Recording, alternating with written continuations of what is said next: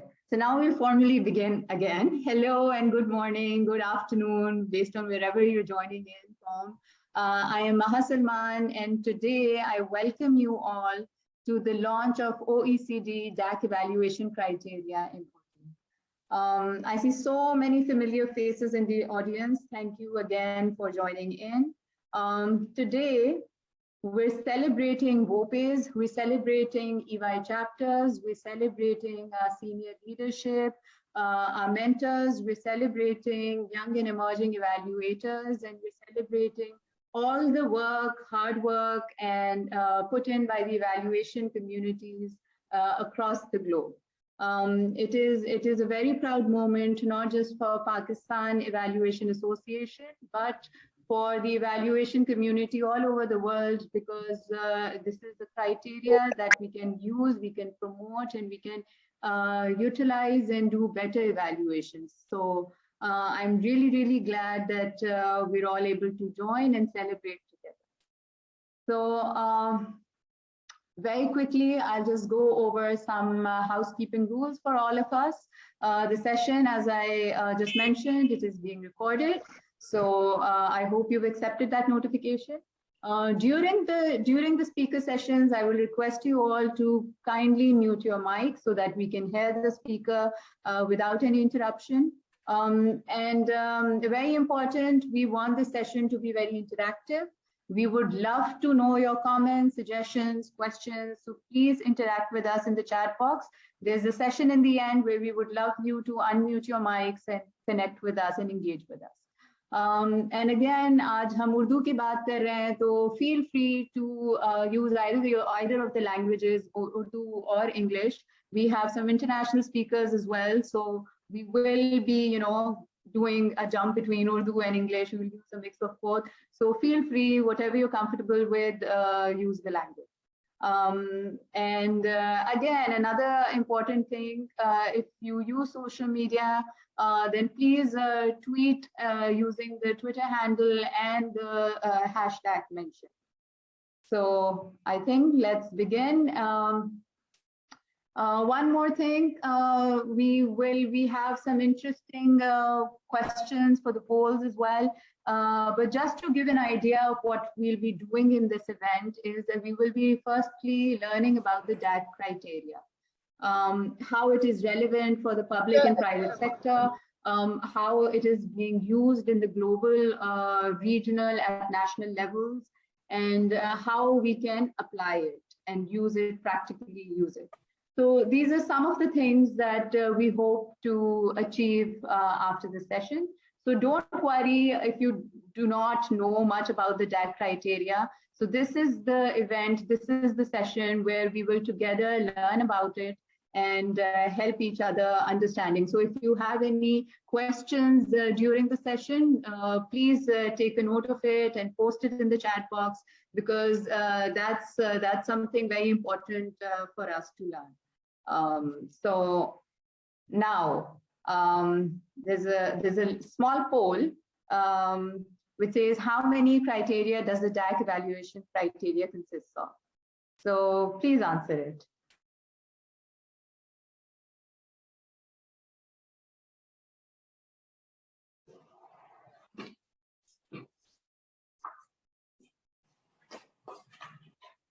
A couple of seconds more.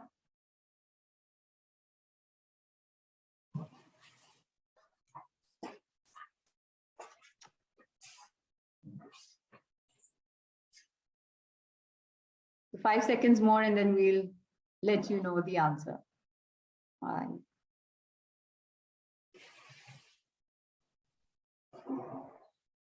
So anyone wants to volunteer, and does anybody know the right answer? So I'm going to end the poll here, and now you probably can see that 65% of the people answered 6. And which is the right answer? So yes, there are 6 evaluation criteria in the DAC criteria, which we will learn in the session. So without further ado, I'm going to welcome Mr. Hur Hasnain, who is the founder and the president of Pakistan Evaluation Association. Hur is celebrated globally. He's been working in evaluation for the last 18 years, as he's done brilliant work over the years. Hur, the floor is yours. जी hello and अस्सलाम वालेकुम welcome everybody हम आपके बहुत शुक्रगुजार हैं कि आपने अपने बिजी औकात में से टाइम निकाला और you are participating with us okay as जैसे माहा ने बोला क्योंकि the event is about the DAC criteria in Urdu so we will be using more Urdu but थोड़ा बहुत हम इंग्लिश का भी टच देंगे सो दैट जो हमारे इंटरनेशनल स्पीकर्स हैं पार्टिसिपेंट्स हैं you know they're not completely lost but then अगर आप में से कुछ लोगों को समझ नहीं आती है कोई बात मिस हो रही है which is I mean very possible so feel free to write down sorry in the chat box आप शर्माने की कोई बात नहीं है हमारी ज़बान नहीं है English so you know and I think it's both ways I mean also like our English speaking participants if you really think you're missing out on something feel free to write down in the chat box and you know the members of Pakistan Evaluation Association and our Eval Youth and Eval Gender people will respond तो anyways मेरा नाम हुर हसनैन है मैं Pakistan evaluation association का co-founder हूँ and Pakistan Evaluation Association for those who are not aware of it ये एक volunteer organization वो पे इसको कहते हैं voluntary organization for professionalization and evaluation जो कि हमने कायम की थी तकरीबन 5 साल पहले 2017 में and the reason behind that was we were like very few people from Pakistan जो कि international forums पे represent कर रहे थे हमारे मुल्क को and we really felt it मेरे जो साथी हैं सैयद अमान अली वो थोड़ी इवेंट के एंड में आएंगे बोलने के लिए तो वो और कुछ लोगों को स्पेशली फ्रॉम रीजनल लेवल एपिया वी थॉट के let us do something to promote evaluation in the country and इस तरह से हम लोगों ने एक मोमेंटम चलाया और फिर वो क्या कहते हैं कि लोग आते गए कारवां बढ़ता गया एंड आज हमें बड़ी खुशी है कि हमारे पास 100 से ज़्यादा लोग रजिस्टर हुए आज के इवेंट के लिए और आई थिंक अबाउट 30 लोग जो हैं अभी हमारे साथ हैं and I am very sure थोड़े लोग आहिस्ता आहिस्ता हमें ज्वाइन करते रहेंगे पाकिस्तान इवैल्यूएशन एसोसिएशन हम we have been doing some work some good work just before the pandemic introduced itself हम लोगों ने इस्लामाबाद में एक पाकिस्तान लेवल की शुरू करवाई पाकिस्तान इवैल्यूएशन कॉन्फ्रेंस के नाम से जिसकी हमें अच्छी खासी मीडिया कवरेज भी मिली एंड हमने उसमें काफ़ी लोगों को इकट्ठा किया ताकि हम जो इवैल्यूएशन के हिसाब से मसाइल हैं उनको डिस्कस करें एंड उसी कॉन्फ्रेंस के अंदर कुछ इस तरह की लैंग्वेज की चीज़ें भी आती गई कि भाई it's very difficult to unpack some of the terminologies coming out of donor countries and etc. And I mean some of the things are very academic. Okay, so I'm hearing that my voice is low. Is this the problem with everybody or speak up a bit? Ooh. So yes, it's quite low. Maybe you just speak up a bit or move closer to the mic. Oh, right. Okay.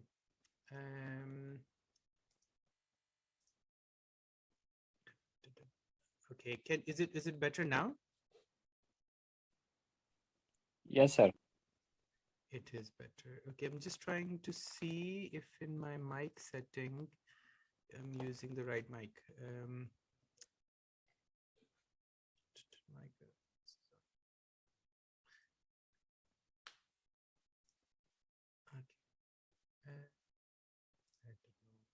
Okay, if this is okay, then I will proceed. Maybe, but then otherwise, I don't know how to change the mic settings. I have a professional mic actually. Is it good, Maha, Megan? Now, fine for me. Soft voice anyway. It's a lot better, yes. Microphone to rodent. Okay, it seems like it's the right mic, but better now. Acha. Okay. So मैं बता रहा था कि you know, when we were at the conference and etc., this language issue came up. And उसके अलावा भी Megan is a dear evaluator friend. हमारी कई occasion पे गुफ्तगू होती रही. And Urdu, of course, I mean, हमारी कौमी ज़बान है और मेरे स्पेशली बड़े करीब है. मैं काफ़ी अरसे यूनिवर्सिटी लाइफ में शायरी करता रहा. 2006 में एक मेरी किताब भी पब्लिश हुई उर्दू शायरी में. मोहब्बत जीत जाती है. It's a bit cheesy name, but I mean, what do you expect from you know, late teenage boy? तो हम काफ़ी अरसे से इस पे सोचते रहे. एंड उसके बाद मैगन के साथ हमारी गपशप हुई. एंड उन्होंने हमें Megan is our guest from the OECD, the Organization for Economic Cooperation and Development, जो कि एक डोनर कंट्रीज का एक एक प्लेटफॉर्म है जहाँ से इंटरनेशनल डेवलपमेंट की पॉलिसीज और इस तरह का स्ट्रक्चर बनता है और इंट्रोड्यूस किया जाता है. तो उनका 6 क्राइटेरिया पे मुश्तमिल ये इवैल्यूएशन का क्राइटेरिया है, जो कि अभी मेरे बाद आने वाली स्पीकर सारा इंट्रोड्यूस भी कराएंगी. और आई सॉ कि भाई majority of the people said about it, the right answer in the poll.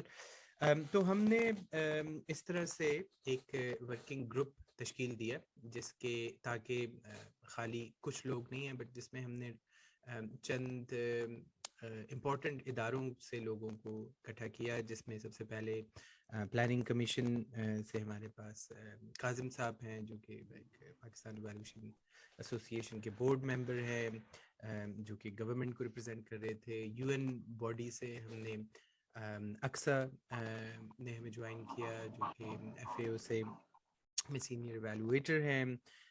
Civil society से हमारे पास बुशरा है, ऑक्सफैम से सारा, DAI, जैन, और एकेडमिया से हमारे पास जुल्करनैन साहब जो कि हबीब यूनिवर्सिटी से थे. तो हम लोगों ने एक ग्रुप बनाया जो कि जिसमें सरकारी इदारे, प्राइवेट सेक्टर, NGO, जो सिविल सोसाइटी है, which is actually very active in Pakistan, I must say, and association के लोग, इनको इकट्ठा करके हमने ये ट्रांसलेशन का आगाज़ किया. And we are very proud कि आज हम इस स्टेज पे हैं, आज हम इसको लॉन्च करने जा रहे हैं. और हमारी उम्मीद ये है कि इसके साथ एक गुफ्तगू का आगाज़ होगा. जो लोग मुख्तलिफ दूर दराज इलाकों में काम कर रहे हैं पाकिस्तान के रिमोट एरियाज़ में, वो इन चीज़ों को बेहतर समझ पाएंगे. जो क्राइटेरिया अपनी और बेहतर समझने की वजह से हम समझते हैं कि एक एविडेंस जनरेशन का एक कल्चर डेवलप होगा, जिसमें से मोर सिंथेसिस की ज़्यादा गुंजाइश होगी. और बेहतर एविडेंस होने की वजह से हम उम्मीद करते हैं कि बेहतर फैसला साजी की जाएगी, evidence based policy making and etcetera. So इसके साथ ही बहुत शुक्रिया आप लोगों का आज तशरीफ लाने का. एंड मैं फ्लोर पास करता हूँ माहा को. Thank you once again. Thank you so much Hoor. आपने एक बड़ी अच्छी तरह एक हिस्टोरिकल बैकग्राउंड से चलते चलते हमें ये प्रोसेस के बारे में बताया. And again we really proud of the work and effort you all have put in. और हम सबके लिए बिल्कुल एक प्राउड मोमेंट है. चलते हैं. Our next poll, we were really impressed by the answers that we're getting. So we're going to be doing another quick poll now, which I've just launched. So the question is, when was the latest revision of DAC evaluation criteria carried out? 2019, 2021, and 15. So I'm just going to give you all a couple of seconds so that you can answer, and then we'll begin.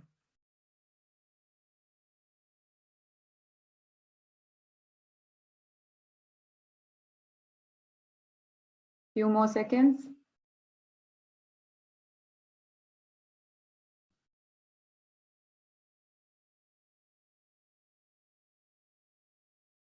Three more seconds. Chanaji, end poll.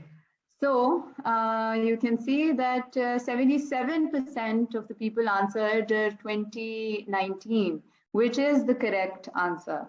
Wow, you guys really know a lot about the DAC criteria. So really glad कि बड़ी अच्छी आप लोग की इसके बारे में knowledge already है.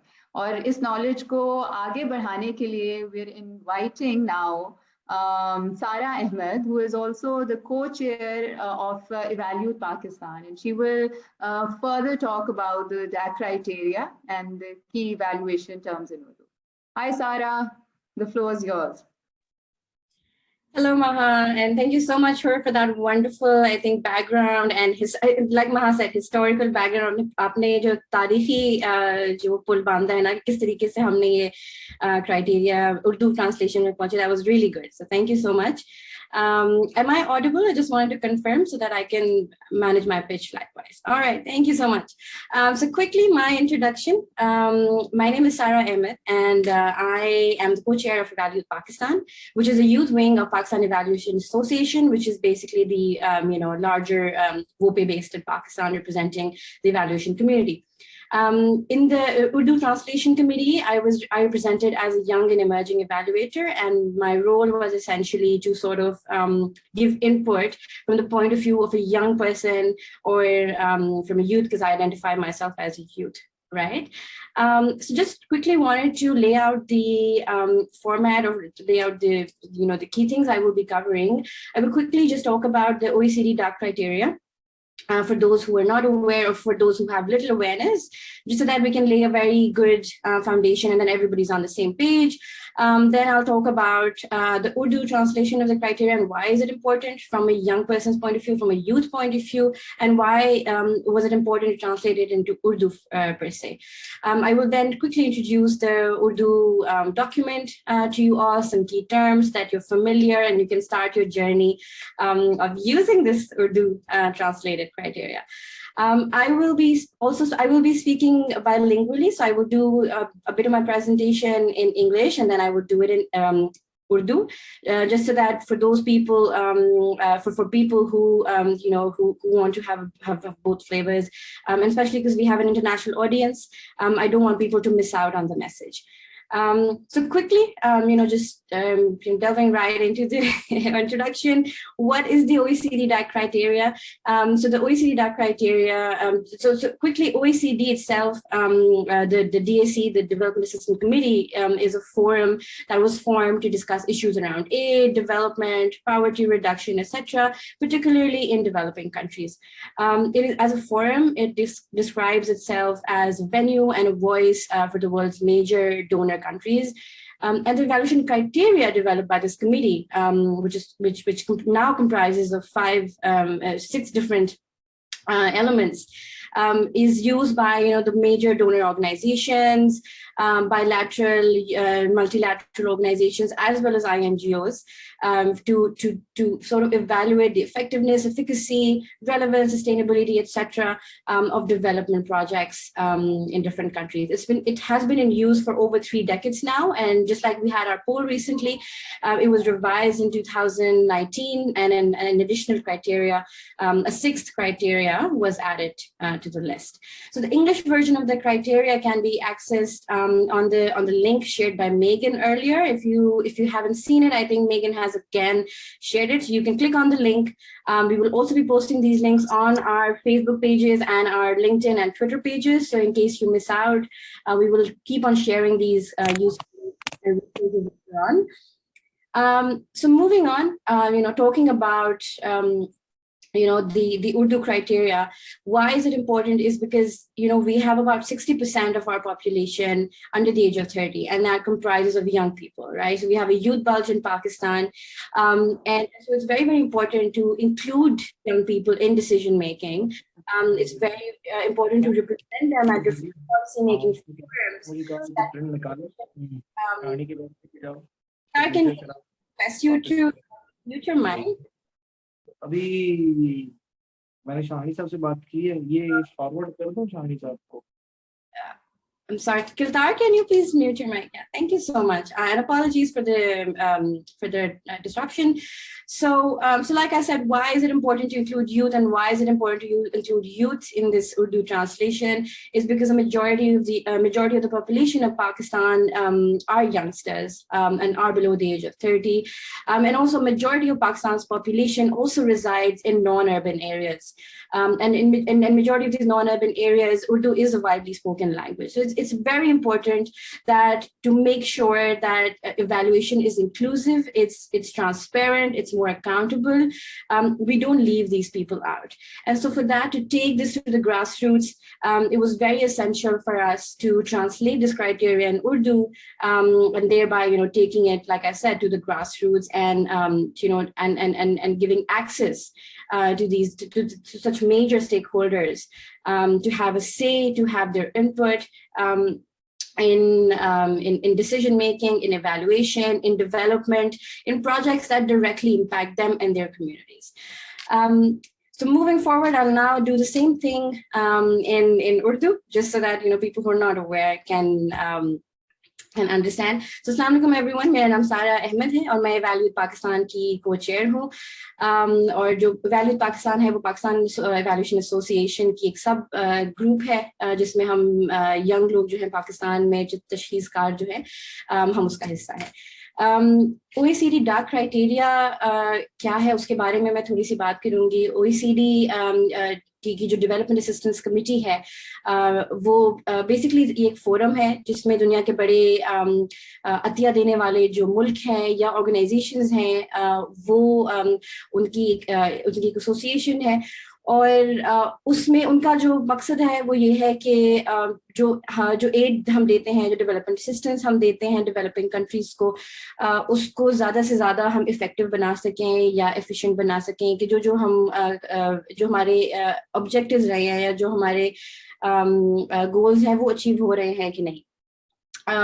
सो जो OECD का डाक क्राइटेरिया है उसके बनाने की जो इम्पोर्टेंस वो यही है कि हम इस असिस्टेंस को बेहतर तरीके से इवैल्यूएट करें। 3 दहाइयों से ये एवैल्यूएशन क्राइटेरिया इन यूज़ है। रिसेंटली 2019 में इसको रिवाइज करके एक छठा उसमें जो नुक्ता है वो भी इसमें ऐड किया गया था ताकि उसको और बेहतर बनाया जा सके। जैसे मैंने बताया, ये जो क्राइटेरिया है ये वसी पैमाने पे काफ़ी ऑर्गेनाइजेशंस इस्तेमाल करती हैं। पाकिस्तान में भी काफ़ी ऑर्गेनाइजेशंस, डोनर एजेंसीज और इवन लोकल जो हमारे इदारे हैं, NGOs हैं, वो भी अब इसको अडॉप्ट करके इस्तेमाल करते हैं।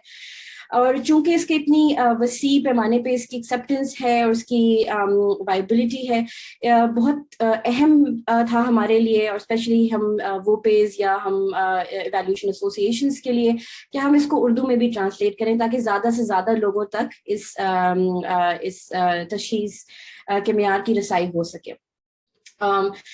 थोड़ा सा आगे बढ़ेंगे और अगर मैं इस पे बात करना चाहूँगी कि क्यों नौजवानों को इसमें शामिल करने की ज़रूरत थी और क्यों मैं फॉर इंस्टेंस कमेटी का पार्ट थी। मैं अपने आप को as a young and emerging evaluator या एक नौजवान तशखीसकार अपने आप को मैं आइडेंटिफाई करती हूँ, और क्योंकि पाकिस्तान की 60% या फीसद जो आबादी है हमारी, वो यंग नौजवान लोगों पर मुश्तमिल है। और इतनी बड़ी आबादी जो है और ज़्यादातर इसमें जो हमारी नौजवान लोग हैं वो नॉन अर्बन एरियाज या शहर से बाहर देही इलाकों में या छोटे शहरों में रह रहे होते हैं। और वहाँ पे ज़्यादातर हमने देखा है कि उर्दू ज़बान सबसे ज़्यादा वसी तौर पे इस्तेमाल की जाती है, बोली जाती है। Introduction Can I say something?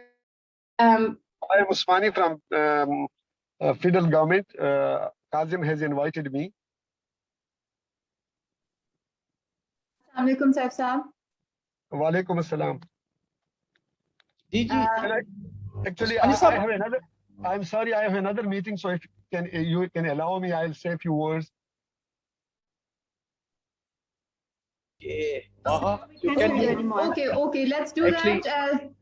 Let's do that. We'll bring your presentation up and then we can continue the rest of the slides, right? Okay. Thank you very much for giving me this opportunity. I'm thankful to Kazim as well. He is director in the Ministry of Planning, and I am Director General Monitoring and Evaluation in the Ministry of Planning Commission of Pakistan. The organization OECD obviously like working on very vital subjects, and those are like very much important for the third world countries, especially our one. Like we need many things to improve, many things to address, and you people are doing really a good job. That's good that there is a representation from Pakistan and you young guys are representing effectively. That's very good. My suggestion is that if you can like have a liaison with the Ministry of Planning, Development, and Special Initiatives. So we have many vendors and we can work together, and through your platform, jointly, like we can collaborate for many things like the Kamyab Jawan program, this is Sehat Sahulat program, and the social safety nets and the SDGs. We are working widely across the country. So we have subjects in common, and it's obviously you are supplementing our agenda, the government agenda. And that is the subjects which I have seen and for which you are working. Those are like very much relevant and very much important for Pakistan.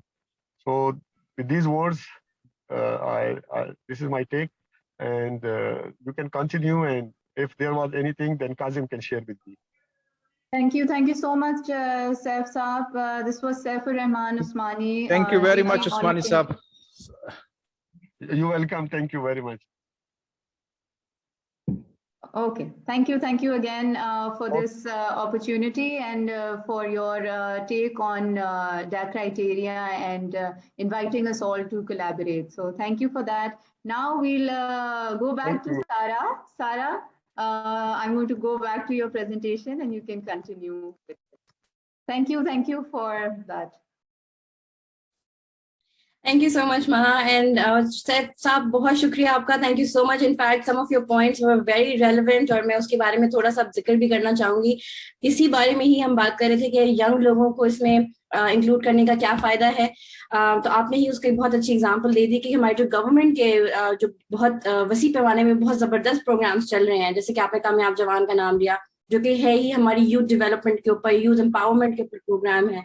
तो उसमें ज़्यादा से ज़्यादा youngsters की भी हम input लें, उनको एक पार्टिसिपेटिव प्रोसेस बनाने के लिए, एक बाशमूल प्रोसेस बनाने के लिए, उसको एक बाशमूल एक प्रोग्राम बनाने के लिए ज़रूरी है कि हम सिर्फ और सिर्फ अंग्रेजी नहीं बल्कि उर्दू में भी जितनी ज़्यादा से ज़्यादा हम डॉक्यूमेंट्स हैं, चीज़ें हैं, अपनी ट्रेनिंग्स हैं बना सकें. तो आई थिंक उसी का ही एक हिस्सा ये भी है, कड़ी ये भी है कि जब हम इवैल्यूएशन कर रहे होते हैं, जब इन प्रोग्राम्स को हम असेस कर रहे होते हैं, तो उसमें हम क्यों यंग लोगों को इंक्लूड नहीं करते. क्योंकि अगर हम यंग लोगों के लिए प्रोग्राम्स बना रहे हैं, यंग लोगों की एम्पावरमेंट के लिए प्रोग्राम्स बना रहे हैं, तो जब उसकी असेसमेंट कर रहे हैं, जब उसको रिव्यू कर रहे हैं, उन कमिटीज़ में भी यंग लोगों का होना ज़रूरी है. तो इसी को मद्देनजर रखते हुए जो हमने उर्दू ट्रांसलेशन की, उसमें भी मैं और मेरे अलावा और भी 2-3 लोग थे जो कि यंग लोगों को रिप्रेजेंट कर रहे थे, और हमारी इनपुट बहुत अच्छे से उसमें इनकॉर्पोरेट हुई है इस इवैल्यूएशन क्राइटेरिया में. और हम उम्मीद करते हैं कि आगे भी जाके जब नौजवान लोग इसको इस्तेमाल करेंगे तो they will find it useful, वो इसको उनके लिए मुफीद होगा, उनके लिए यूजफुल रहेगा. Quickly اگر میں اس کا ہم نیچے ہم نے اس کا لنک بھی ڈالا ہوا ہے, اور ہمارے جو لنکڈ ان پیجز ہیں پاکستان ایویلویشن ایسوسیشن کے, ٹویٹر پیجز ہیں, ان پہ بھی ہم نے یہ لنک ڈالا ہوا ہے. اس کا جو پورا PDF فارم ہے یا پورا ایویلویشن کرائٹیریا ہے وہ OECD کی اپنی آفیشیل ویب سائٹ پہ بھی موجود ہے. اس کا لنک میں بھی تھوڑی دیر میں چیٹ باکس میں بھی ڈال دیتی ہوں, تاکہ اگر آپ لوگ ڈاؤن لوڈ کرنا چاہیں تو وہاں سے بھی ڈاؤن لوڈ کر سکتے ہیں. اور آلٹرنیٹیولی ہمارے, جیسے میں نے بتایا, ہمارے سوشل میڈیا پیجز جو ہیں ان کو بھی آپ فالو کر کے وہاں سے بھی یہ چیزیں ڈاؤن لوڈ کر سکتے ہیں. وہاں پہ بھی ہم نے اس کو وقتاً فوقتاً ہم اس کو وقتاً شیئر ہم کرتے رہتے ہیں. تو ایویلویشن کرائٹیریا میں نے کہا کوئکلی ہم اس کے جو کی ٹرمز ہیں ان کے بارے میں بات کر سکیں. تو ایویلویشن کرائٹیریا کو ہم اردو میں تشخیص کے معیار کہتے ہیں, اور ایویلویٹر کو ہم ایک تشخیص کار کہتے ہیں, یا وہ شخص جو تشخیص کرتا ہے. 6 ہمارے میجر ایویلویشن کرائٹیریا کے ڈفرینٹ اسپیکٹس ہیں یا پوائنٹس ہیں, جس میں ریلیونس ہے جس کو ہم اردو میں مطابقت کہتے ہیں, افیکٹونیس ہے جس میں ہم اثرات اس کو کہتے ہیں کہ اس کا کتنا, جو بھی ہم نے اسسٹنس ہم نے دی ہے یا ہم نے جو پروگرام کیا ہے, انٹرونشن کی ہے, اس کو کتنی افیکٹو رہی ہے, اس کے اثرات کتنے حد تک رہے ہیں اور کس نوعیت کے رہے ہیں. اس کے ساتھ ساتھ ہم ایفیشنسی کی بات کرتے ہیں, کارکردگی کی بات کرتے ہیں کہ ہم نے جو ریسورسز استعمال کیے ہیں, جو ہمارے ان پٹس تھے یا جو ہم نے ہمارے ذرائع تھے جو ہم نے استعمال کیے, وہ کتنے بہتر طریقے سے ہم نے استعمال کیے تاکہ ہمارے آؤٹ پٹس اچیو ہو سکیں. اس کے ساتھ ساتھ ہم امپیکٹ کی بات کرتے ہیں کہ اس کا لانگ ٹرم امپیکٹ اثر کیا تھا کمیونٹیز کے اوپر, انڈیویجولس کے اوپر, سوسائٹی کے اوپر, سوشو پولیٹیکل کانٹیکس کے اوپر اور مختلف ایسپیکٹس کے اوپر. تو وہ چیزیں اس کو ہم اثر کہتے ہیں. اس کے ساتھ ساتھ کوہیرنس ہے جس کو ہم آہنگی کہتے ہیں. اس کے ساتھ ساتھ سسٹینیبلٹی ہے, استحکام, یا جس کو ہم لانگ ٹرم اس کا امپیکٹ یا لانگ ٹرم اس وائبلٹی دیکھتے ہیں کہ کوئی بھی پروگرام ہم کر رہے ہیں, کوئی بھی انیشیٹو ہم کر رہے ہیں, وہ کتنا سسٹینیبل ہے. اکثر ہم دیکھتے ہیں کہ جو انیشیٹوز ہوتے ہیں وہ شارٹ ٹرم میں چلتے ہیں جب تک ان کو سپورٹ مل رہی ہوتی ہے, فنڈنگ مل رہی ہوتی ہے. جیسے ہی فنڈنگ ختم ہوتی ہے وہ اکثر ختم ہو جاتے ہیں یا وہ ڈسپیٹ ہو جاتے ہیں. تو سسٹینیبلٹی جو as a point it measure کرتا ہے کہ جو بھی ہم ایکٹیویٹیز کر رہے ہیں یا جو بھی ہم انٹرونشن کر رہے ہیں وہ کتنی پائیدار ہے, وہ کتنا لمبا عرصہ چل سکتی ہے, اس میں اونرشپ ہم ڈیولپ کر رہے ہیں کمیونٹیز کی کہ نہیں کر رہے ہیں. اور اگین میں یہاں پہ کہوں گی کہ جو ہم جو لوکل لینگویجز میں ٹرانسلیشن کر رہے ہیں OECD DAC کرائٹیریا کی, چاہے وہ پشتو میں ہو, چاہے وہ فارسی میں ہو, چاہے وہ اردو میں ہو, ہندی میں ہو, کوئی بھی زبان میں ہو, اس سے یہی فائدہ ہوتا ہے کہ جن کمیونٹیز کے ساتھ ہم کام کر رہے ہیں ان کو یہ پروجیکٹ زیادہ بہتر طریقے سے سمجھ آتے ہیں, ان کو اس کا امپیکٹ, ان کو اس کی اسیس کرنے کی جو صلاحیت ہے ان کے اندر بہتر ہوتی ہے.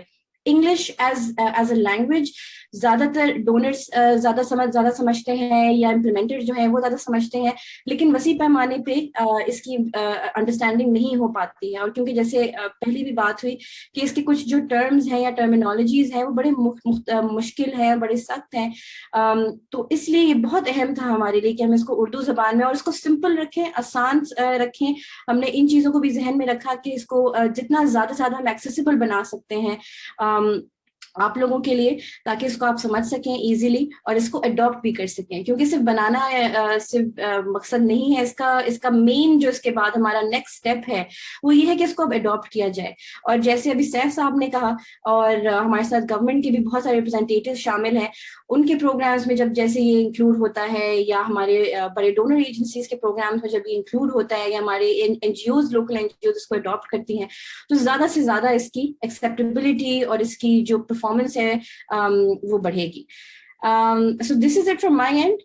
میں بس اینڈ میں کوئکلی یہ کہنا چاہوں گی کہ کوئی بھی آپ کے سوال ہو اس کرائٹیریا کے بارے میں, کوئی کنفیوژنز ہو یا آپ کو سپورٹ چاہیے ہو کہ اس کو کس طریقے سے ہمیں امپلیمنٹ کرنا ہے, یا آپ کو ایکسپرٹیز کی ضرورت ہے کہ ہم فرض کریں آپ ایک NGO سے بلانگ کرتے ہیں اور آپ چاہتے ہیں کہ آپ اس کو اپنے NGO میں امپلیمنٹ کریں یا اڈاپٹ کریں, لیکن آپ کو سمجھ نہیں آ رہا کہ ہم کہاں سے شروع کریں, تو please feel free to get in touch with us.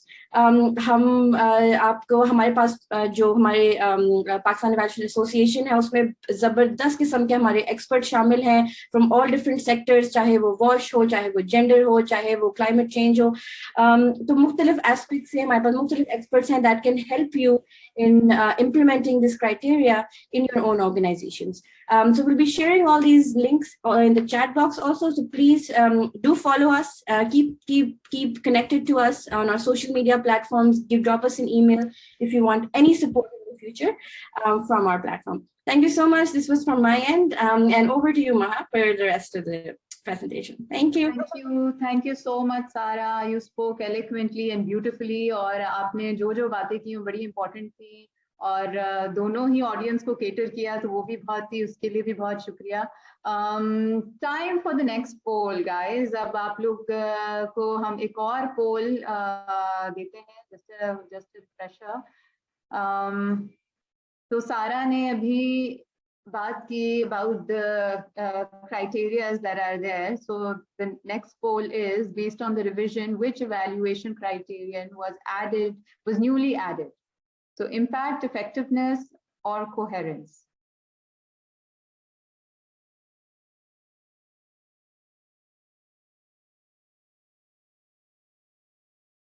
Keep answering. I can see the count going up.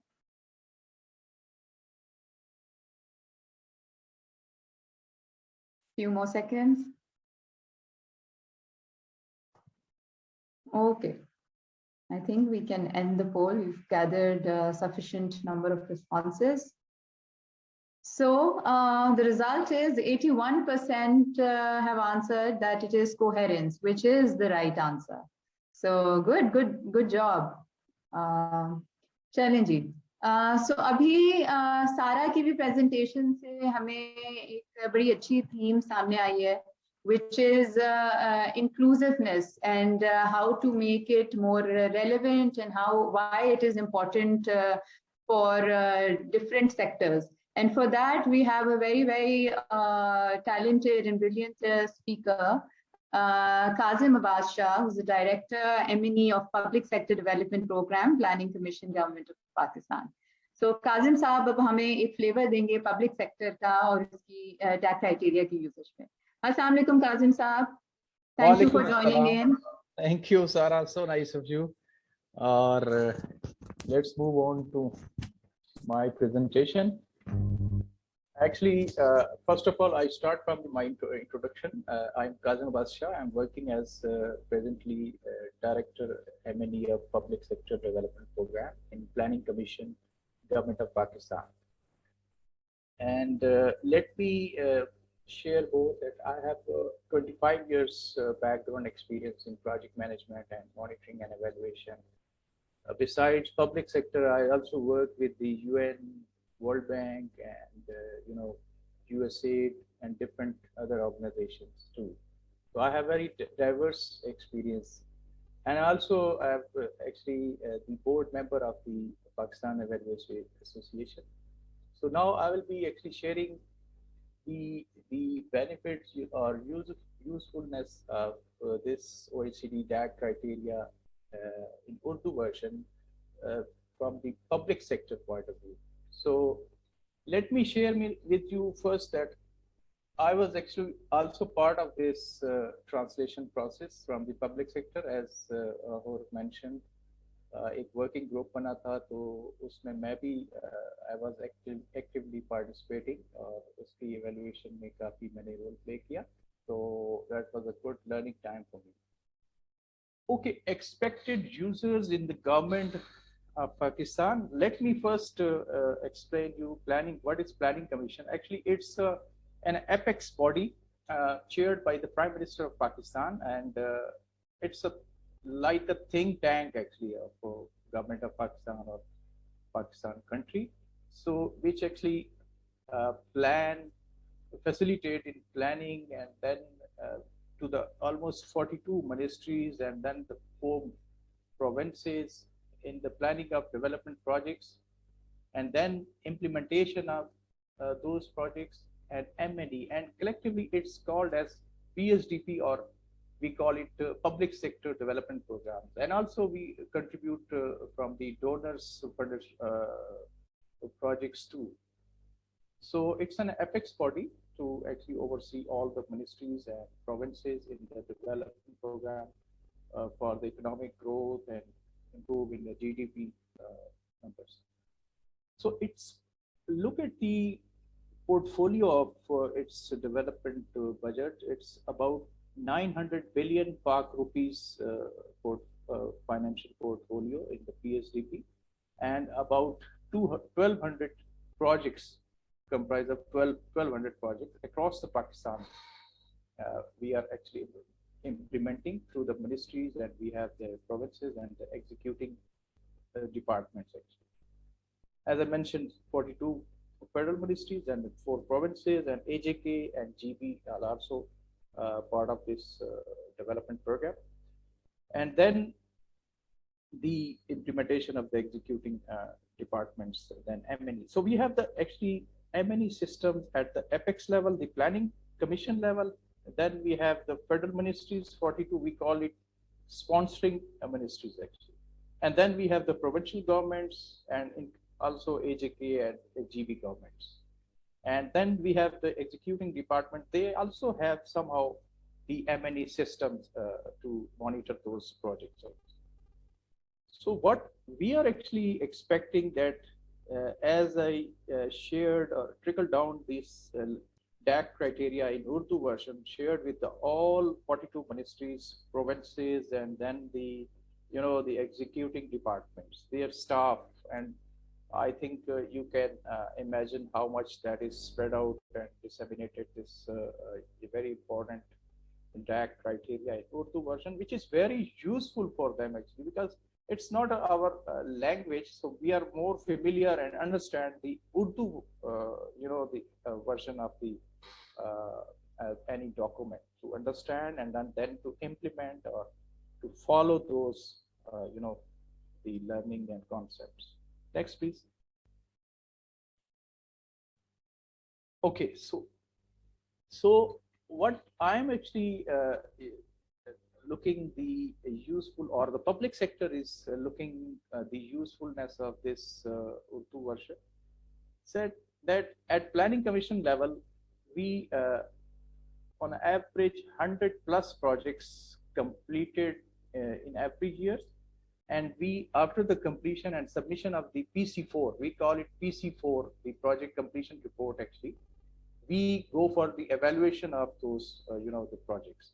And that also evaluated through the use of this DAC criteria. So when I actually circulated that document, so the staff actually gave feedback that that was very useful for us actually to understand and then further improve the planning or the setting the strategy for the evaluation of those PSDP funded projects and then the implementation of that project. So on average 100 projects will be improved in evaluation.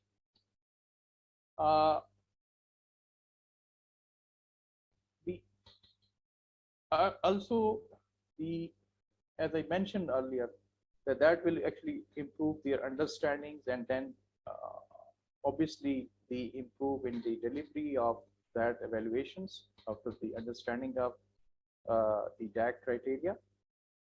And the most important thing, after the evaluation and getting the findings and then the recommendations, we shared those reports with the parliamentarians and the senior executives, the policymakers, the findings of those projects. And then, it's a project cycle. So we go for the planning of further planning of after the learning from the lessons of these evaluations and from these projects implementation. We go for the planning of the next, the strategic plans. We have the 20-year strategic plans. We have the then 5 years plan, and we have the annual plans, and like we then go for the implementation of those plans. So that will actually give the evidence based of that will improve the findings, and then it's a recommendation, and then based on those learnings, further improve the learning of the planning of the projects and the plans, and then obviously the implementation. So that will actually improve the whole project cycle. So like next.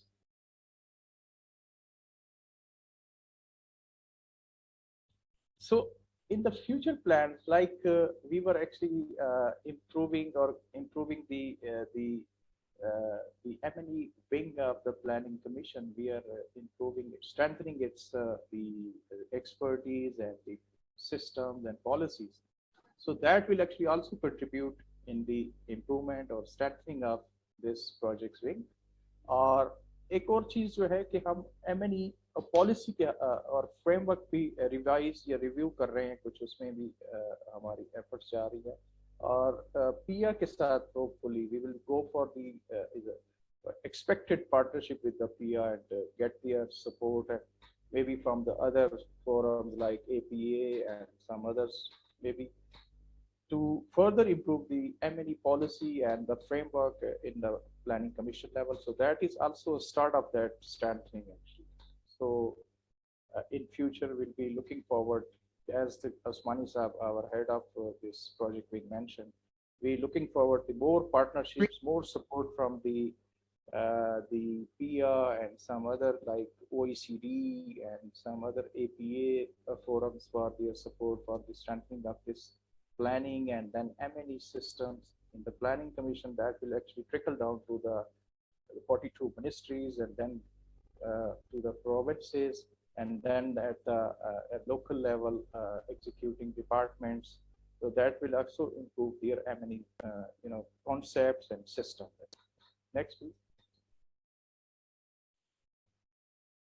So thank you very much from Planning Commission, Government of Pakistan. That is our website. You can visit there and find more what I mentioned. And I'm also, it's a part of Pakistan Evaluation Association. So these are my contacts. You can contact me anytime for any information and support from my side. Thank you very much. Take care from my side. Okay. Thank you so much Kazim साहब. और हमेशा की तरह आपकी जो innovative approach है, it's very helpful and it gives us a lot of hope. And again, I will request all the participants that if you have any questions, any comments, any suggestions, please feel free to drop them in the chat box. Chat box इस्तेमाल करें. हमारा एक आगे exclusive session भी होगा where you can interact directly with the speakers and ask them questions, anything relevant. If you need more clarity, तो उस पे भी किसी भी चीज पे हम इसको further discuss कर सकते हैं. So we have this golden opportunity to get all the answers that we want. So let's move forward. The address by the chief guest was done. Saifur Rahman Usmani has already spoken. So we'll skip the slide and we'll go next to our another quick poll. So I'm going to launch the poll. And this time the poll is that in how many languages does the evaluation criteria have been translated so far?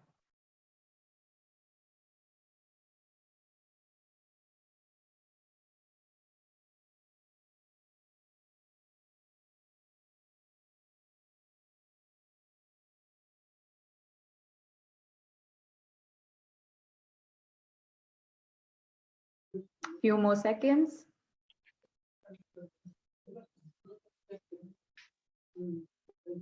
And just a reminder for everybody, please keep your mics on mute when the speakers, during the speaker session so that we can have an uninterrupted session. Okay, time to end the poll. So the results are that 53% have responded 10, which is the correct answer. So far we've been getting majority of you've been answering we've been getting the correct answers. So that is great.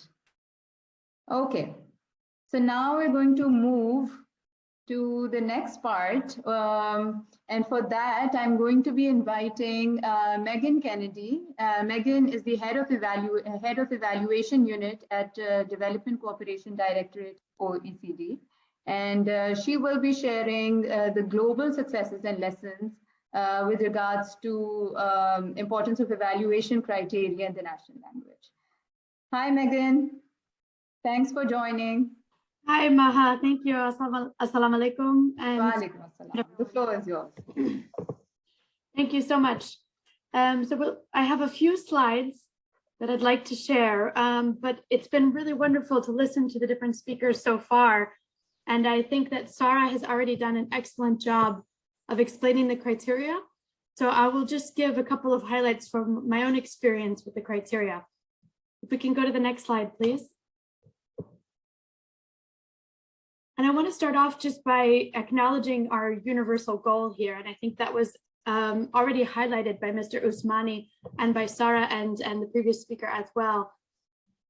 We within the OECD DAC Network on Development Evaluation, our goal is not only to promote more evaluations, but really that evaluation will provide insights that can help us achieve better results for people around the world.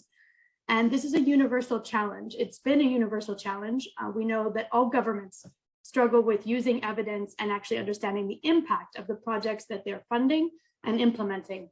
And I think COVID-19, the pandemic, has really confirmed the universality of that challenges. All governments around the world have been faced with this issue of taking decisions without perfect information and adjusting their programs. And increasingly, people all around the world are demanding better accountability and better results from their governments. So it's very much in this context that I am so happy to see the active role of all of the partners in Pakistan talking about how you can really involve communities, involve young people in the process of evaluation, which is so critically important. And just wanted to mention that the criteria are only one small part of the evaluation toolbox. There are lots of other norms, standards, and guidance that talk more about the methodologies for how to conduct evaluations, but that the criteria play a particular role. So don't forget that the criteria won't solve all of your challenges, but there are many other resources that can help you conduct high quality evaluations. And really, as I've said before, and I think the partnership here has really demonstrated the importance of adapting the criteria to your own context. And that means also allowing other people to take the criteria and adapt and interpret them in their own way. And that doesn't just mean language, that also means how people understand key concepts like sustainability or impact. In many ways, these are universal concepts. If you talk to your grandmother or your sister, you can hear the way they talk about what's happening around them. And often you'll hear these concepts of relevance or impact or sustainability, but people might not use that specific word. So it's really important for us to also listen to the people who are directly impacted and look for ways that we can use words that are meaningful to them, not just in terms of translating the word relevance into Urdu or into another language, but also in terms of translating the concepts, and more importantly, listening to other people and how they're understanding the concepts of how development projects are impacting them, or the potentially negative effects that may even be occurring that we're not aware of. So as it was mentioned, I was actually glad to see your poll on how many languages. I guess there's probably even more languages that we're not aware of. Many of the OECD DAC countries, for example, have translated it into their national languages, but haven't necessarily shared that publicly. So let's go to the next slide. I think several colleagues have mentioned that these were originally developed by donor agencies, and it was very much coming from the perspective of donor accountability in the late 80s and early 90s. But nonetheless, even at that time, when they were first established in 1991, the criteria played a really important role in trying to shift our focus from talking about how much money was being spent to talking about the real difference that was being made in people's lives. And this is a really important distinction that I think sometimes we take for granted today, but that's really the role of the criteria, to get us to ask those important questions about what difference are we making, and will the benefits that we've achieved, will they last? Are we doing this in the most efficient way possible? So that focus is, I think, sort of the key message for the evaluation criteria and why they're important.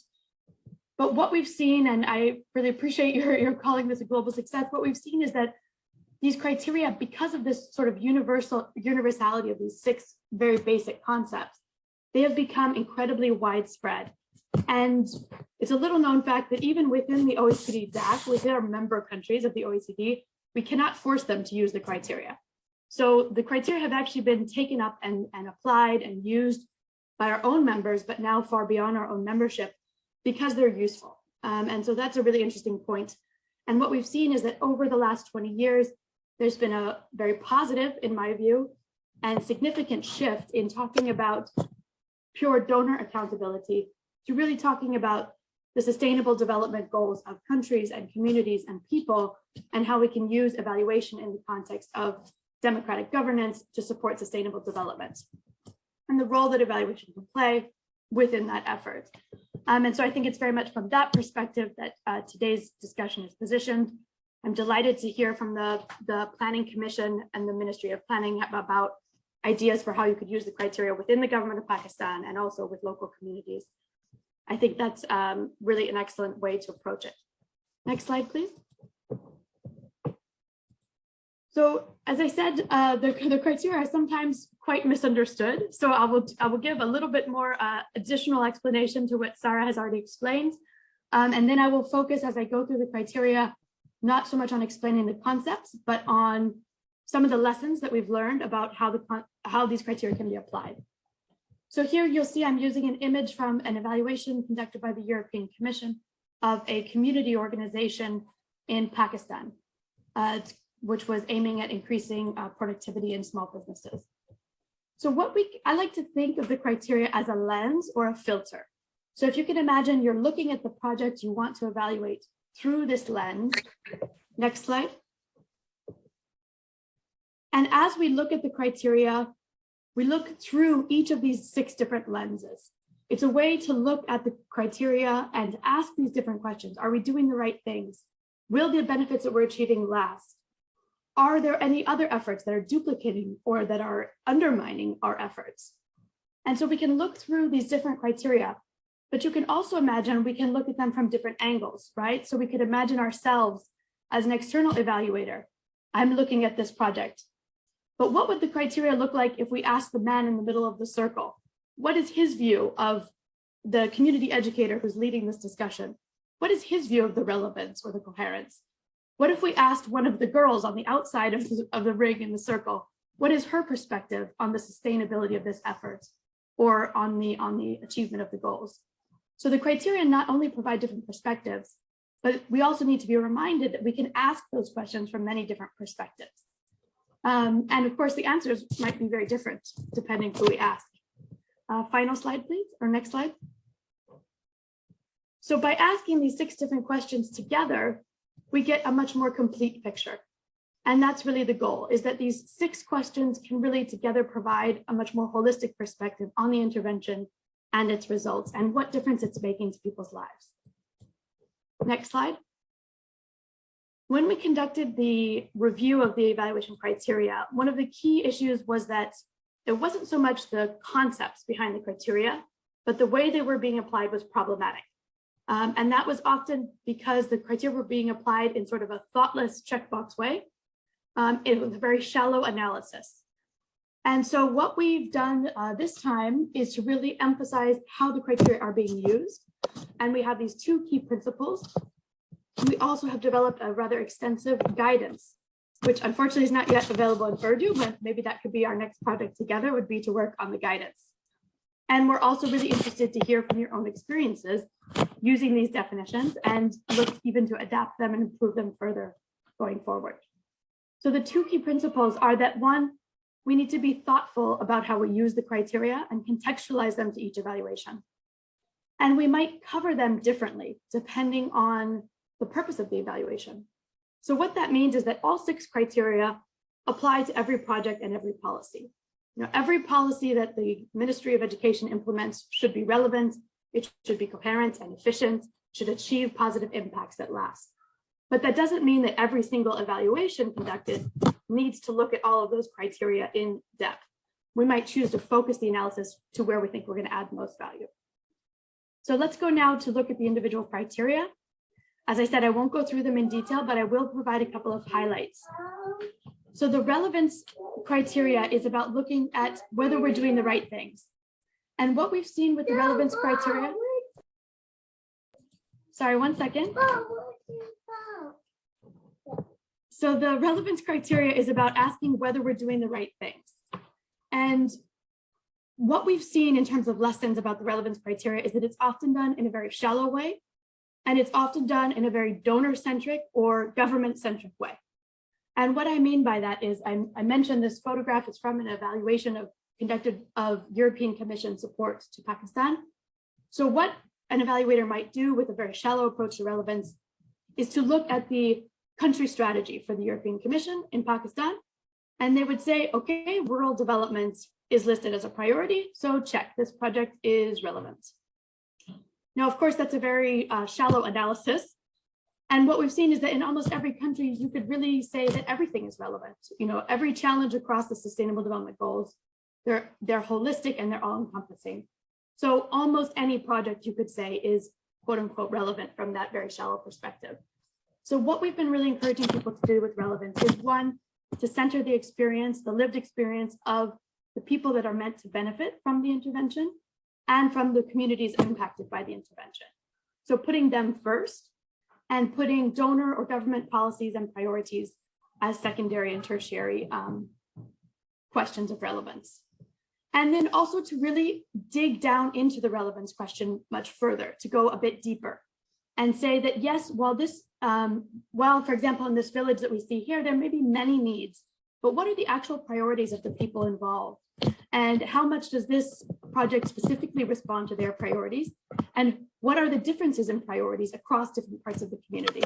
Because of course, many different households, different people within the households have different perspectives. Next slide, please. Coherence, as we mentioned, is the new criteria. So I think it requires the most attention currently in terms of really understanding how to apply it. And my suggestion or my advice very practically is to narrow what you're looking at in terms of coherence. And this can be done by individual institutions. So for example, I think we have a colleague from FAO who is on the call who introduced themselves.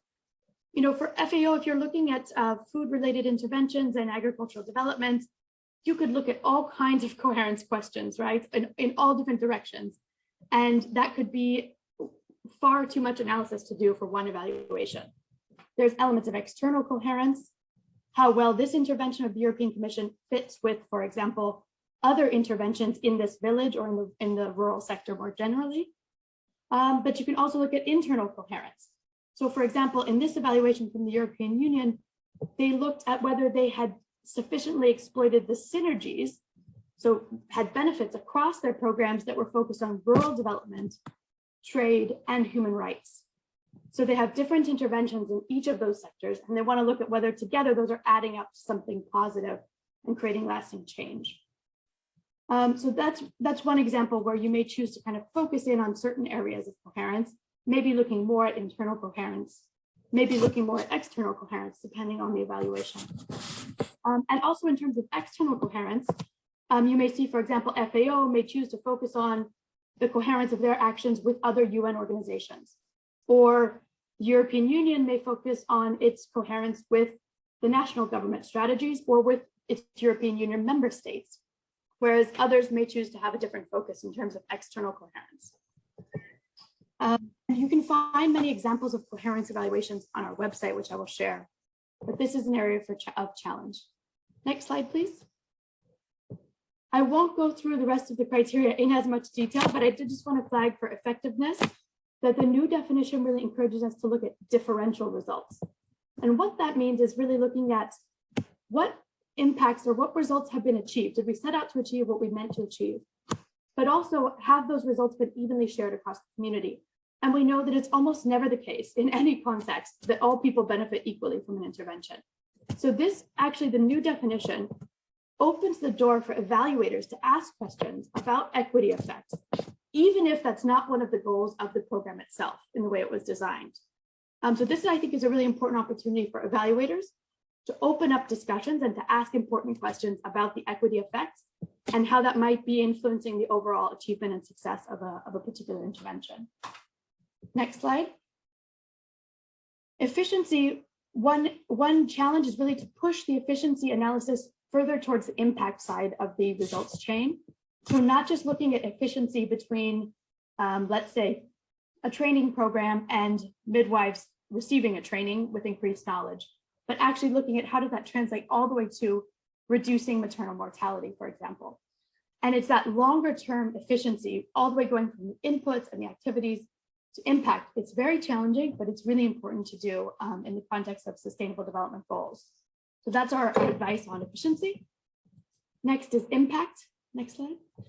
And here we look at the so what. What difference is the intervention making? Again, this criteria is quite vast, but I think what I encourage people to do with impact is, one, avoid falling into the misconception about impact being about a particular methodological approach to evaluation. We're not talking about impact evaluation. We're using randomized control trials. Those evaluation methods can be used to look at any of the criteria, but impact as a criterion is really about the so what. Why does it matter? Is it translating into really significant changes? And we may find, for example, that under effectiveness, we achieved all the goals of the program. But in the end, the impact wasn't there because what we were doing wasn't really that meaningful to the people involved. Or we had some negative, unexpected effects that undermined the overall success despite achieving our short-term goals. Next slide, please. Finally, sustainability is about whether the benefits will last. And again, this is a common misconception that people think it's about whether this intervention, the activity itself, will continue going on. But actually, sustainability is meant to look at whether the benefits achieved will last. So in the case of the program that we're looking at here, whether the productivity increases for small farmers and businesses will be sustained.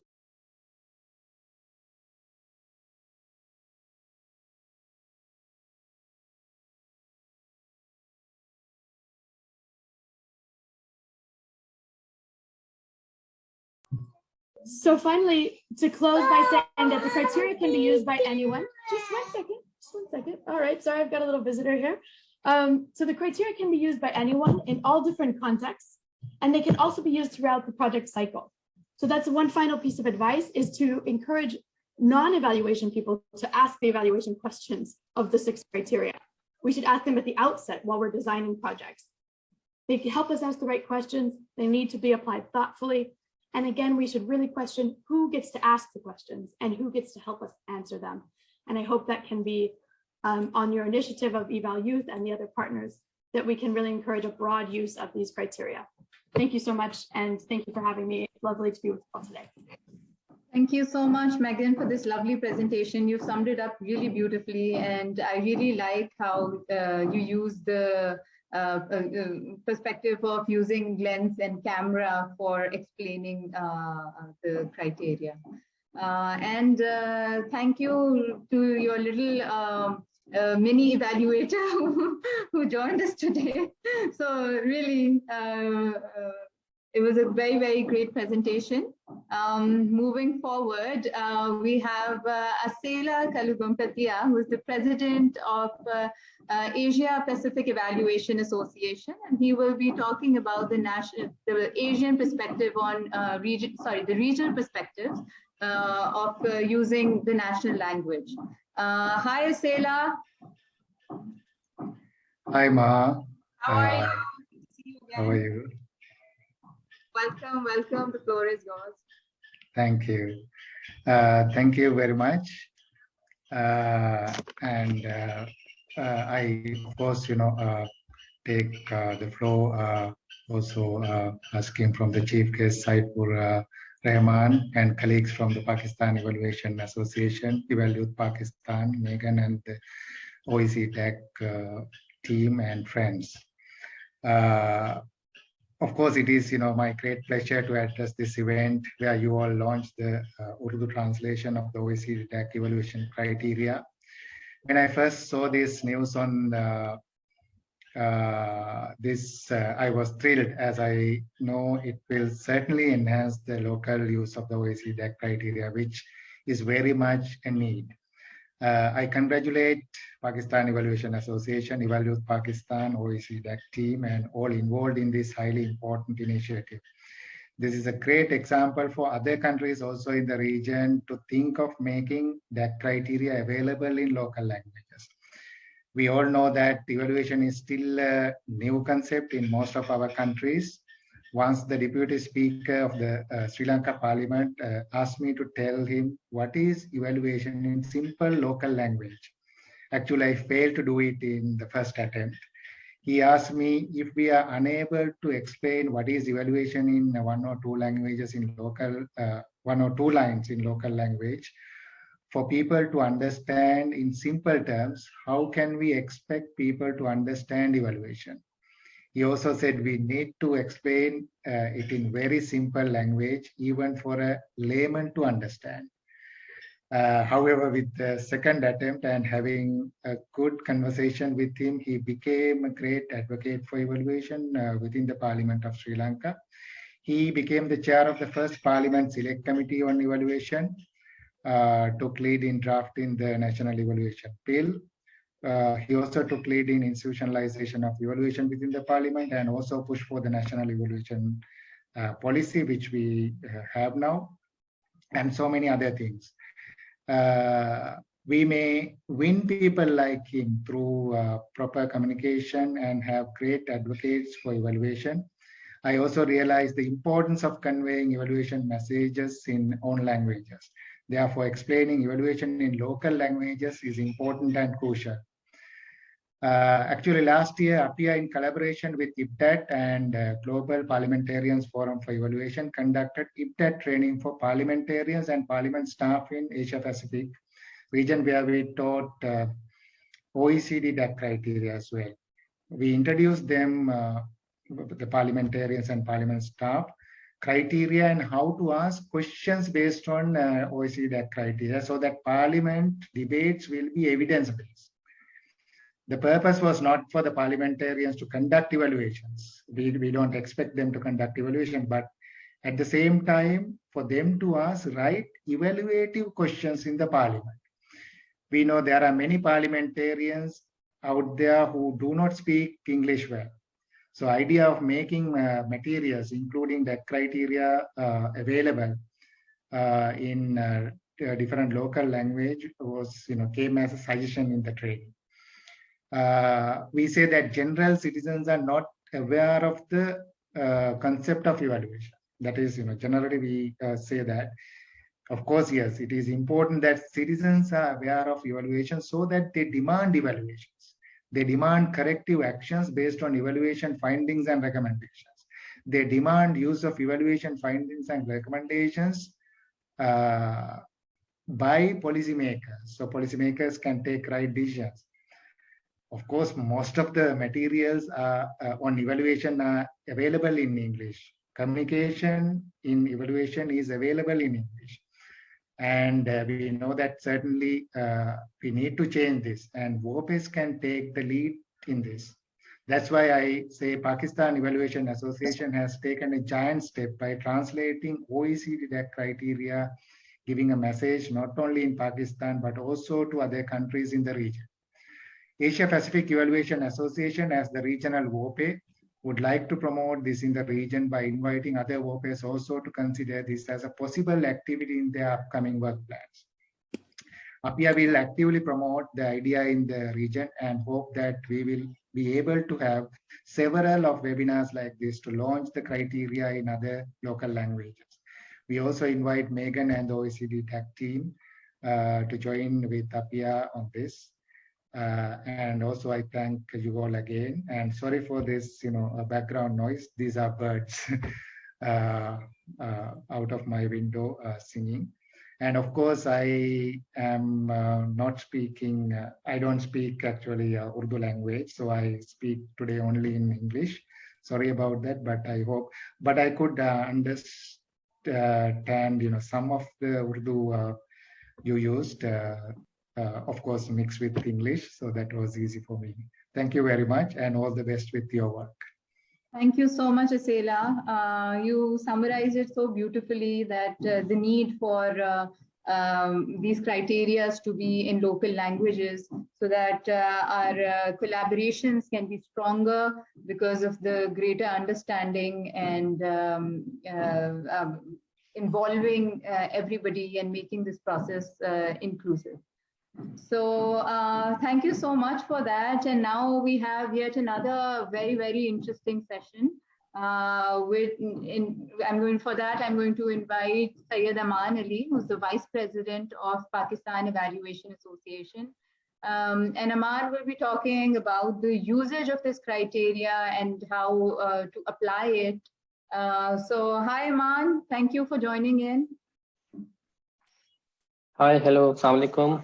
The floor is yours. Thank you very much. I hope that you can hear me well, right? Yes, perfectly. Okay, ji, thank you and shukriya, first of all, for inviting me.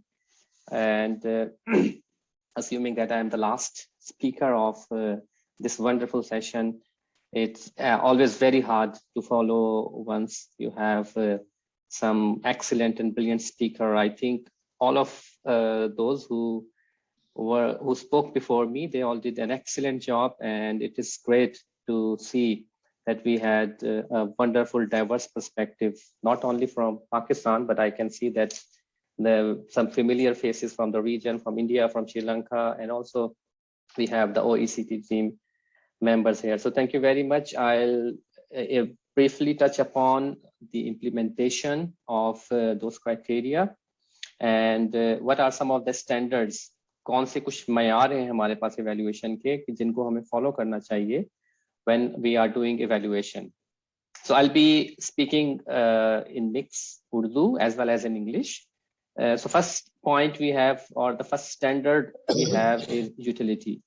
So when we talk about the utility, so in terms of utility, we have to make sure that we are catering the information or the demand for those who are involved and affected by our intervention. So this is something उन लोगों की ज़रूरियात और जो आपको information चाहिए, जो आपको मालूमात चाहिए किसी भी evaluation के लिए कि basically हम वो क्यों कर रहे हैं evaluation, उसको करने का मकसद क्या है, evaluation को, उस evaluation में कौन से लोग जो हैं वो involve हैं और किस तरह से और किस लिए उसके ऊपर असरअंदाज हो रहे हैं, मुख्तलिफ एंगल से, मुख्तलिफ पर्सपेक्टिव से हम उसको देखते हैं.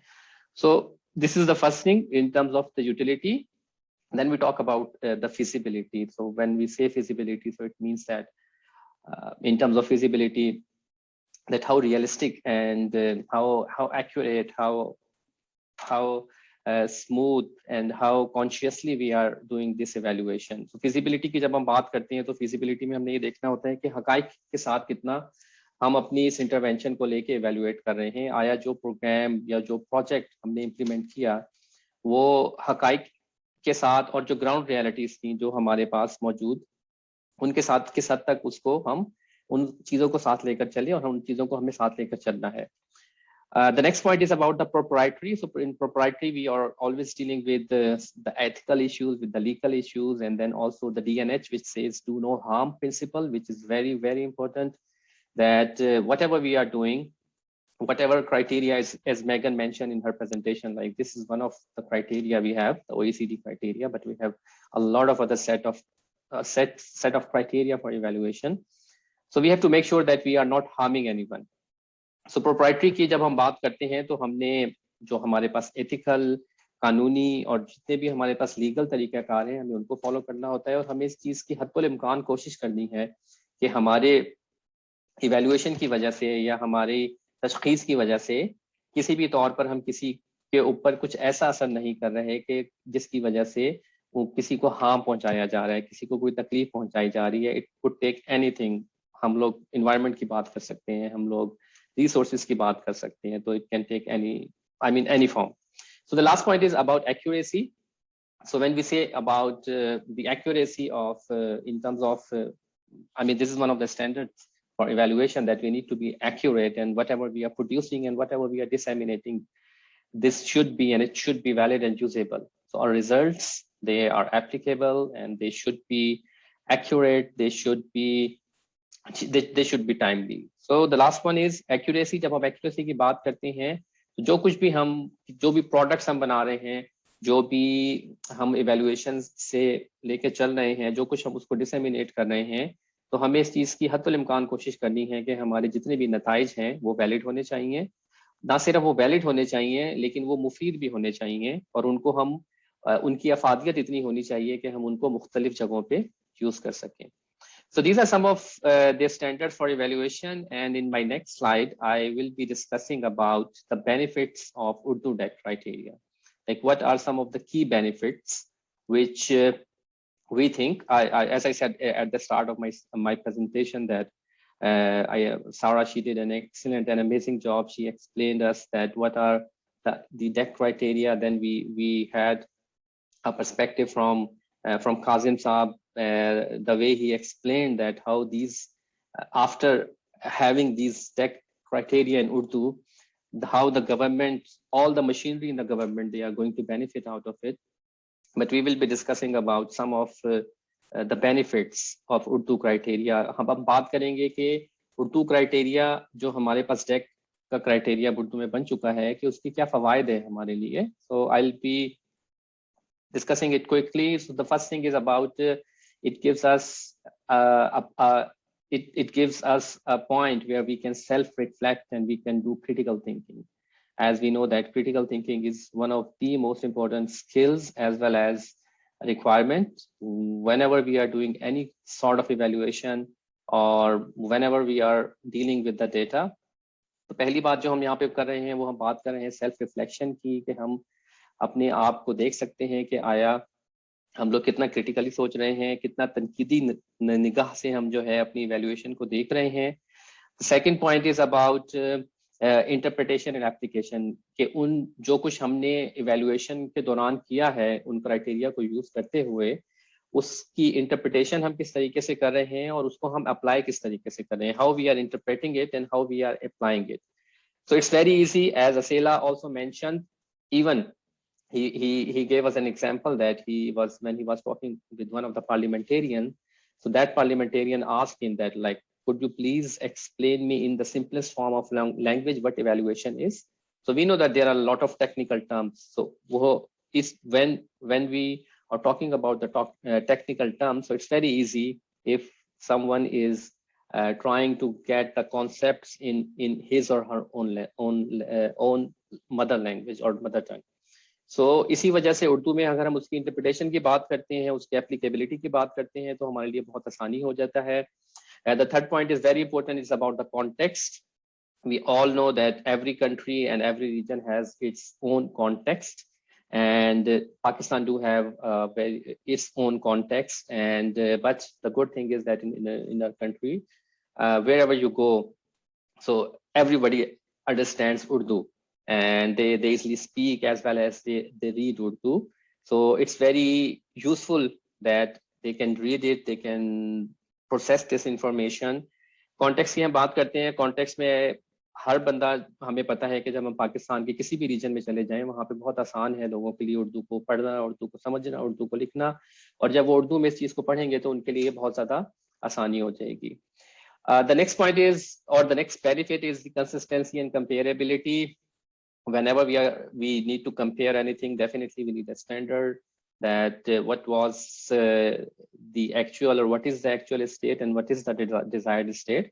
So unless or until we don't know that what is the actual state and what is the desired state, is always difficult to compare. But for this comparison we need a consistent yardstick. हम मवाजना की बात करते हैं, consistency की, एक तसलसल की बात करते हैं. किसी भी चीज़ का आपने मवाजना करना है तो उसके लिए हमें कोई ना कोई एक रेफरेंस पॉइंट चाहिए होता है कि इस रेफरेंस पॉइंट को लेके हम चलेंगे और इस रेफरेंस पॉइंट से लेके इस रेफरेंस पॉइंट तक हम पॉइंट ए से लेके पॉइंट बी तक जा सकते हैं. तो ये इवैल्यूएशन जो DAC क्राइटेरिया हमारे पास उर्दू में बन चुका है, इसमें आपको किसी भी चीज़ का मवाजना करने के लिए, उसको का तसलसल देखने के लिए हम लोगों के लिए बहुत ज़्यादा आसानी हो सकती है. The second last point or the benefit is it serves the multifaceted user groups. It's not only for one group. It's not like that only the civil society or the donor community or the government can use it. We had a great insight and perspective of from the federal government, but as we know that Urdu is widely spoken everywhere if you go into any province. So it can serve the need of all the groups, whether you are part of a government, whether you are part of a donor community, whether you are from a civil society, even you are from a private sector, from a consulting field, or if you are a student from academia. So इसकी जो हमारे पास utility है, जो वो ऐसा नहीं है कि सिर्फ और सिर्फ एक किसी मखसूस तबके के लिए है. इसमें हम हर किसी को जो है वो इन्वॉल्व कर सकते हैं, इंगेज कर सकते हैं, चाहे कोई एकेडेमिया से ताल्लुक रखता है, चाहे वो सरकारी इदारों से उसका ताल्लुक है या किसी नीम सरकारी इदारों से उसका ताल्लुक है. और इसके साथ साथ जो बहुत ज़्यादा अहम चीज़ है कि हमारा जितना भी यूथ की हमने यहाँ पे बात की, नौजवानों की हमने बात की, तो यूथ इसको के लिए समझना, स्पेशली उन यूथ के लिए जो कि देही इलाकों में रहते हैं, जो उनके पास अनफॉर्चुनेटली या बदकिस्मती से इतने ज़्यादा अपॉर्चुनिटीज नहीं है, उनके लिए एक बहुत अच्छी एक अपॉर्चुनिटी है, वो इन चीज़ों को समझ सकते हैं. And the last point is that it is definitely we are very hopeful going to lead towards a higher quality, and it is going to increase the usefulness of evaluation. We know that whenever you are doing an evaluation, it's not that you just do it. So whatever recommendations you have, whatever findings you have framed in your evaluation, they will, unless or until they will not implement it, they are not useful. So this is something which we are expecting, that after getting this translation of that criteria in Urdu, we will be able to produce higher quality evidence, as well as though that particular evidence will be used and applicable in all sort of programming which we will do. So आखिरी चीज जो हम बात करते हैं वो हम quality की बात कर रहे हैं कि क्वालिटी जो है, इसकी वजह से हमारी प्रोग्रामिंग की क्वालिटी, हमारी इवैल्यूएशन की क्वालिटी जो है वो बहुत ज़्यादा बेहतर हो जाएगी. और ना सिर्फ ये कि हम इवैल्यूएशंस को बेहतर कर सकेंगे, बल्कि जो उनके नताइज हमारे पास आएंगे उनका इस्तेमाल भी हम लोग बेहतर तरीके से कर सकते हैं. उनसे जो भी हमारे पास फाइंडिंग्स आ रही हैं, जो भी हमारे पास उनसे फर्दर रिकमेंडेशंस आ रही हैं, उन रिकमेंडेशंस को हम अप्लाई बहुत बेहतर तरीके से कर सकते हैं. So with that I would like to thank again all of you, especially the team who was involved and engaged in developing and translating this Urdu translation for the DAC criteria, and as well as the whole management, especially our very passionate youth of Eval Youth Pakistan chapter, that you guys did a brilliant job, and we are eventually able to launch these Urdu DAC criteria. So with that, thank you very much, and it is my pleasure and honor to be with all of you. Thank you, and over to you, Maha. Thank you so much, Aman. Or this list that that was displayed, it gives us a lot of hope, and we're looking forward to using this criteria more.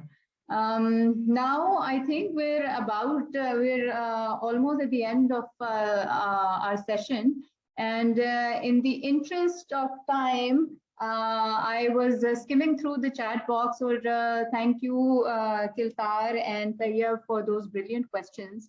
And we got some similar questions, so I've coupled them up, and I'm going to ask our speakers now. So the first question is regarding whether there is any difference between how the government does evaluation and this criteria, OECD DAC criteria. What are the similarities and the differences?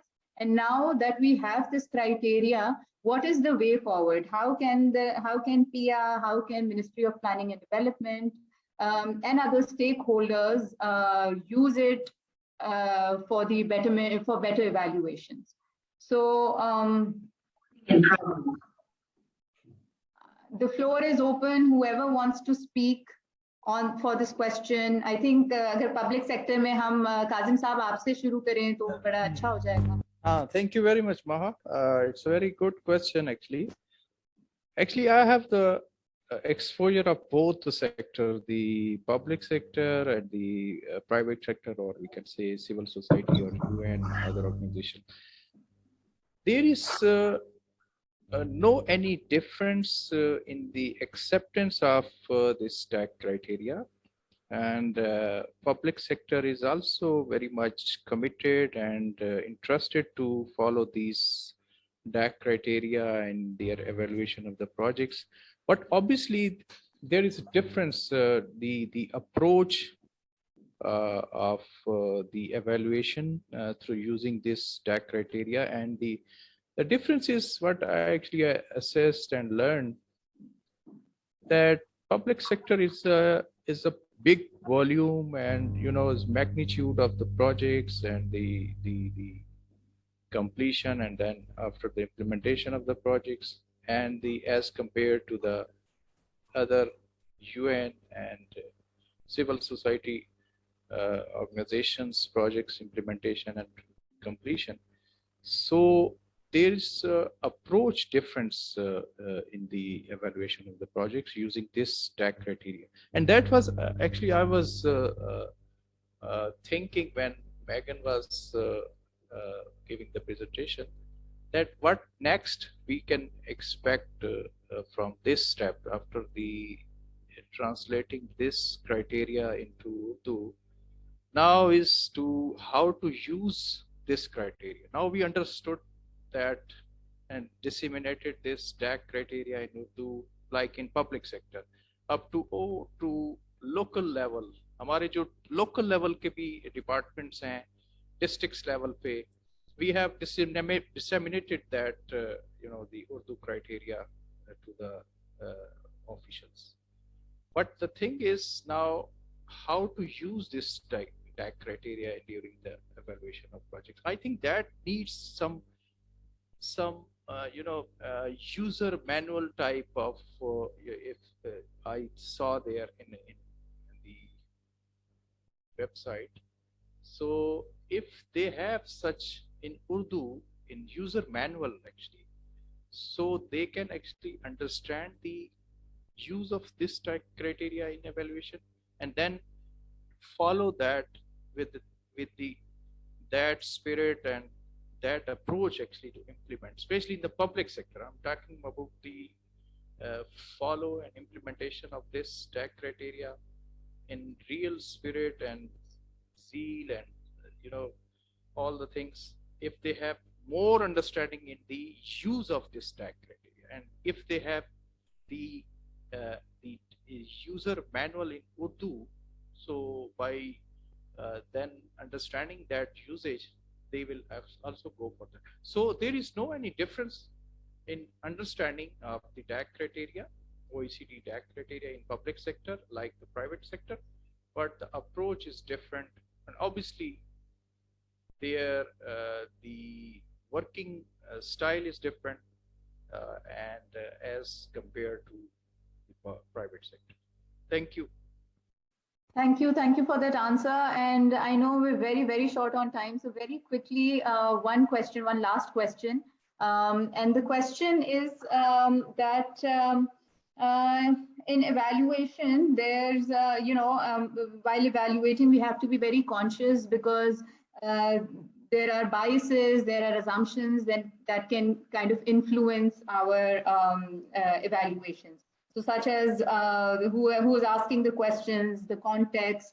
So Megan, this question is for you, that how relevant or how important it is for us to state our assumptions, our biases beforehand, before using this criteria, because all these 6 points, these criteria are very, very broad.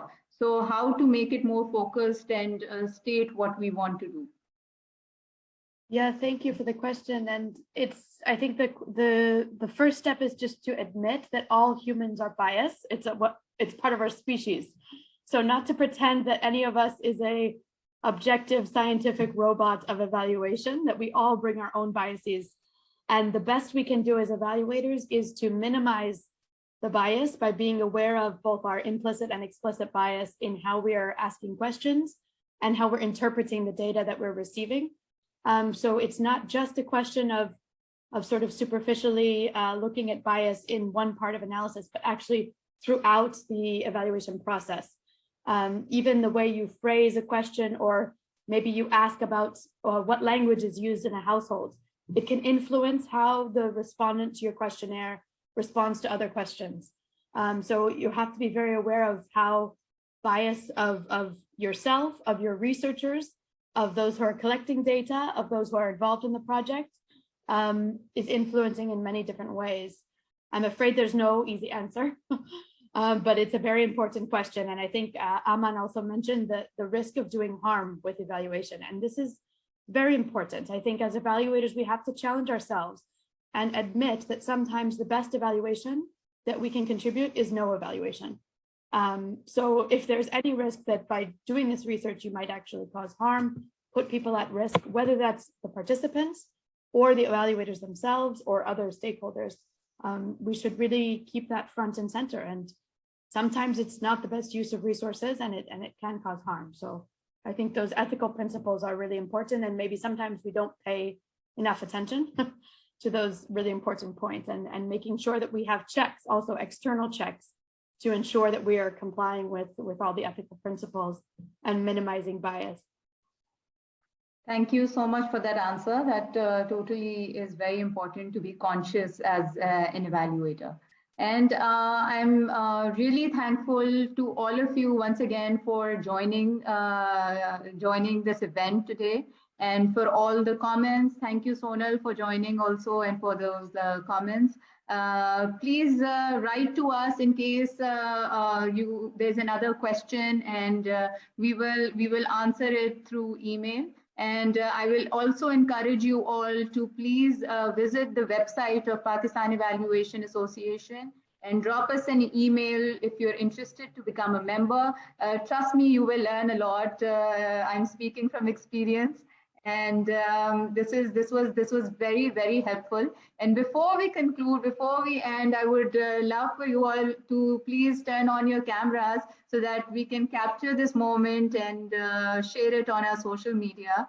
So if it's possible, I would request you all to please turn on your video cameras. I know that we're running out of time and we're not able to interact with all of you as we hope to. But we read your comments and questions on the chat box, and we're very happy that you could contribute. So on the count of 3, please be ready. I'm going to count on I'll do the count, and then we will capture. So I'm going to also admit whoever's left. Okay, so 1, 2, 3, and on 3, I want you all to smile. Smile. Great. Thank you. Just I'm going to send more screenshots, going to take more screenshots. So bear with me. Let me see if I can get more. All right. Thank you. Thank you, everyone. And on behalf of Pakistan Evaluation Association, EYP, OECD, thank you for joining again. Thank you for contributing. And we hope that you learned something from it, and we learned a lot, and together we will do more work, and we will be hosting more of these events for collective learning. So thank you. Hur, we can't hear you. Okay, hello, can you hear me now? Yes. Oh, good. Okay, thank you very much, Maha, and everybody. Just before we close, I also saw one question from one of our participants as well. We would be very happy and delighted to welcome you at the Pakistan Evaluation Association. Of course, I mean, it's a membership-based organization, so more and more people should actually join us, and that makes us stronger. So please write to us. I mean, Maha just shared the details with you, and thank you once again to our very esteemed speakers, Megan, especially to you. I know it's early morning at your part of the world, and then Asela, and all the speakers from Pakistan, and Sonal. Very, very good to see your lovely smiling face, of course. And Aman, Kazim Saab, and Sarah, and Maha, our amazing, shining host and star of Eval Youth. So thank you very much, everybody. Lovely to see you all. And this is not the end. This is just the beginning of the discussion. I mean, of course, there are many different ways of presenting, the localization of the criteria and everything. I mean, and let us all work towards making evaluations more useful and making more use of it. So thank you, and over to you, Maha, and Assalamu alaikum, and goodbye from my side. Thank you, Hur. Many thanks. Salam. Bye, everybody. Bye. Take care. Allah Hafiz. Okay, I'll end Everybody, Allah Hafiz. Thank you. Bye. Bye. Thank you, everyone. Bye. Thank you. Bye. Thank you, Kazim. Thank you, Ahmad. Okay, Megan. Bye.